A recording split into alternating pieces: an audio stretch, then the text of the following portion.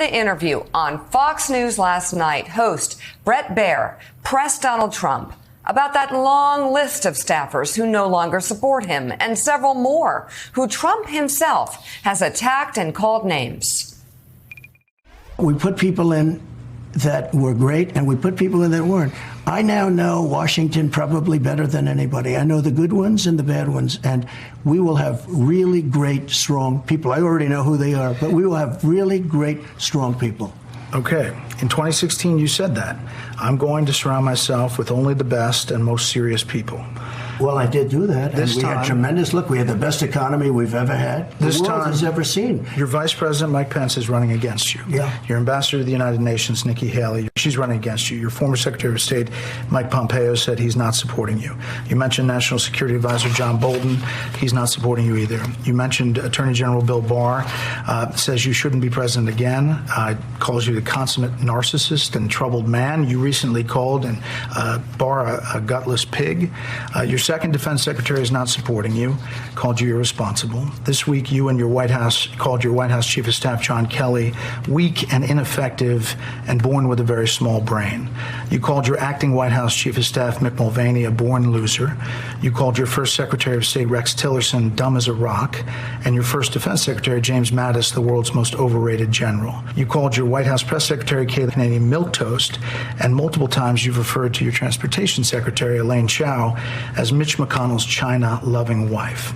So, why did you hire all of them in the first place? Because I hired 10 to 1 that were fantastic. We had a great economy. We had phenomenal people in charge of the economy.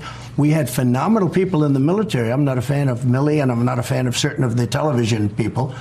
But I knocked out ISIS. I defeated ISIS. They said, Mattis, it would take 3 years, and I don't think we can do it. I did it in a period of like 4 weeks. There's a lot of people who praise you for your policies. I just said that. That's true. Well, I mean, you just went through a list. But don't forget, for every one you say, I had 10 that love us. Okay, there's so many things to get to there, and I just got to very quickly, before we go on. First of all, and this is what he does, and everybody lets it go. Mm-hmm. And when he was in the White House, people let it go. Even people on this network would say, well, yes, of course, the economy is the best it's ever been under Donald Trump. It's not. It's just not. He was 7th. He went before COVID.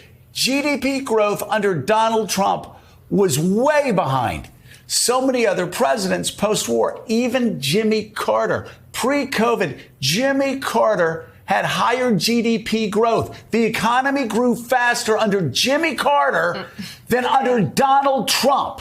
All right, so Republicans who attack Jimmy Carter all the time, no.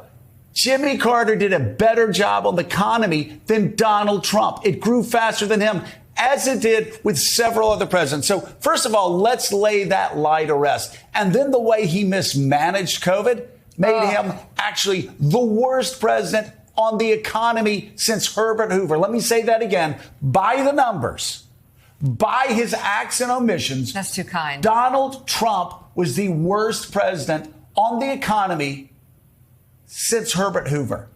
This isn't data that you could look up from Trump administration and you mentioned websites. COVID. He knew COVID was coming. He knew it would kill tens of thousands of people. And so he withheld the information. He lied. He lied. He withheld the information. It was murderous. And who got paid? Who paid for that economically? All of us did. Every American did. And people died. Millions of people died because of it. So that's one thing. Second thing, I defeated ISIS.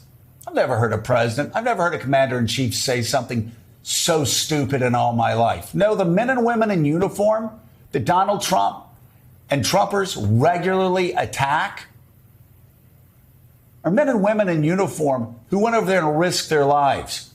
They defeated ISIS under Barack Obama's leadership, under Donald Trump's leadership.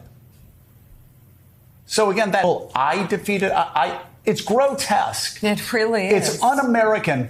And it explains why Donald Trump would think that it was his army, that they were like toy soldiers that he could play with, and they were his.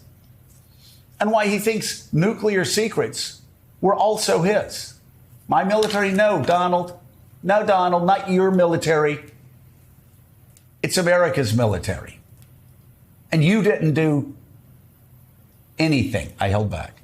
You didn't do anything that Barack Obama didn't start and that our men and women in uniform didn't execute. They are the ones that get all the credit, not presidents.